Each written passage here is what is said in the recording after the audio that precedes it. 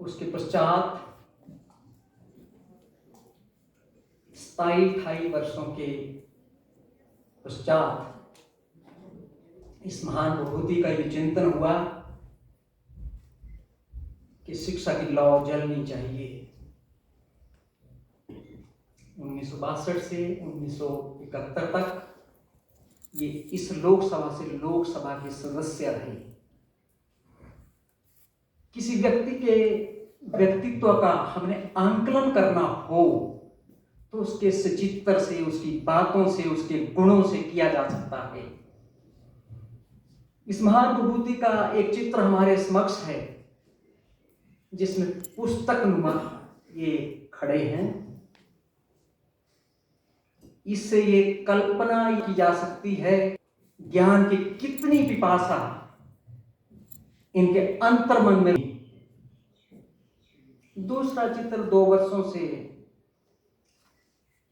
स्वर्गीय ज्ञानचंद एडवोकेट के घर से हमने एक चित्र का लाए थे। हमारे तबला वादक भगत राम जी, आपके महाविद्यालय की, हमारे महाविद्यालय की जो पत्रिका है उस पत्रिका में दूसरे नंबर पर वो चित्र लगा है जिसमें राजा ललित सेन जी तत्कालीन प्रधानमंत्री लाल बहादुर शास्त्री के साथ खड़े हैं। इन दोनों से व्यक्ति के व्यवहारिक जीवन का, लोक जीवन का, उसके मन का वो कितना विद्वत जनों में वो सुमार रहा होगा उसकी कल्पना की जा सकती है। भारत जब गणराज्य बना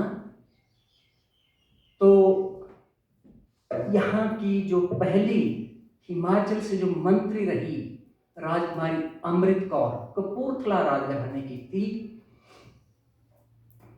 राजा ललित सेन जी लाल बहादुर शास्त्री के प्रधानमंत्रित्व काल में ये लोकसभा के सदस्यों का संचालन करते थे। आज की डेट में वो कैबिनेट रैंक है, शायद उस समय वो कैबिनेट रैंक नहीं था। तो उस तरह से ये भारत हिमाचल प्रदेश से दूसरे मंत्री रहे, केंद्रीय मंत्री रहे, और हिमाचल से देखा जाए तो पहले केंद्रीय मंत्री थे। अभी एक चित्र डॉक्टर कामेश्वर जी को दिया गया अयोध्या राम मंदिर के उद्घाटन का। कुछ लोगों ने कहा ये विवादित उद्घाटन है।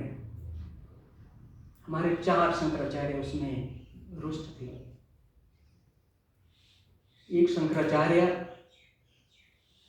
पुरी पीठ के निश्चलानंद जी ये बार बार एक बात करते हैं कि मैं संकेत में करूं, कोई बात कहूंगा, मैं भी उन्हीं की कॉपी करता हूं, उन्हीं की बात की चोरी करता हूं, उन्हीं का संदर्भ लेता हूं कि मैं भी एक बात संकेत में करूंगा।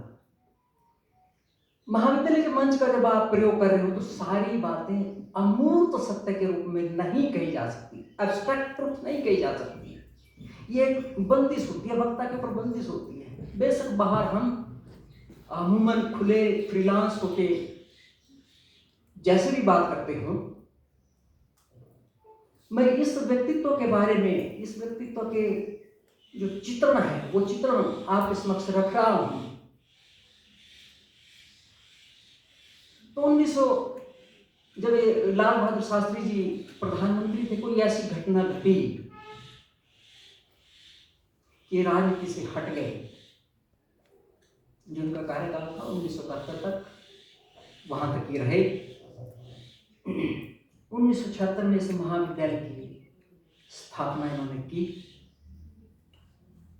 कहते हैं किसी व्यक्ति का अगर आंकलन करना हो, पता लगाना कि ये व्यक्ति कैसा है, तो उस व्यक्ति की वाणी से पता लगाया जा सकता है, उस व्यक्ति के मित्र सज्जनों से पता लगाया जा सकता है कि किस तरह के संपर्क में वो व्यक्ति रहता है। मैंने अभी पुरी के शंकराचार्य के पीठ के जो आज के शंकराचार्य स्वामी निश्चलानंद जी का जिक्र किया। इसका एक मंतव्य है, इसका अर्थ है, इस राजघराने के जो राजगुरु थे वो स्वामी स्वतंत्रतानंद जी थे। सुंदरनगर के इस क्षेत्र के बहुत बड़े संत रहे, बहुत से लोगों के पारिवारिक उनके संबंध थे। ये डहर में जो मानव ज्योति आश्रम है, ये हमारे मैडम बैठे हैं, इनके ससुर ने उनकी स्थापना की। तो मेरी जानकारी में शायद उसका फाउंडेशन स्टोन भी उन्होंने ही रखा है। स्वामी स्वतंत्रतानंद जी बाबा बंगाली के शिष्य थे। बाबा बंगाली बिलासपुर राजघराने के गुरु थे और यहाँ के राजघराने के ये स्वामी स्वतंत्रतानंद जी गुरु थे। राजघरानों के गुरु का मतलब ये होता था कि गुरु की जो गद्दी है, गुरु की जो सीट है, वो राजा के समकक्ष लगती थी और जब वो मंडप लगता था तो अपनी बात, अपना मंतव्य वो बेरोक टोक वो रखते थे। अब आपको लगता होगा कि शायद मैं कोई अपनी विद्वता आपके सामने प्रदर्शित कर रहा हूं या कोई ऐसा संदर्भ लेके स्वामी स्वतंत्रता, नहीं, ये मेरा प्रयोजन नहीं है। प्रयोजन ये है कि इन संत को पूरी पीठ का, जो भारत का विद्वत जन था, उन्होंने शंकराचार्य पद ऑफर किया था। इन्होंने पद नहीं लिया था, इन्होंने किसी और का अनुमोदन कर दिया। ऐसे लोगों के संपर्क में ये महापुरुष, ये मनीषी, ये राजा ललित सेन जी ऐसे लोगों के संपर्क में थे। तो इनको ये आभास हुआ होगा कि ये ज्ञान की ज्योति, ये ज्ञान का दीप इस रियासत में भी जलना चाहिए। चाहते तो इसको सेंट स्टीफन जैसा संस्थान बना देते।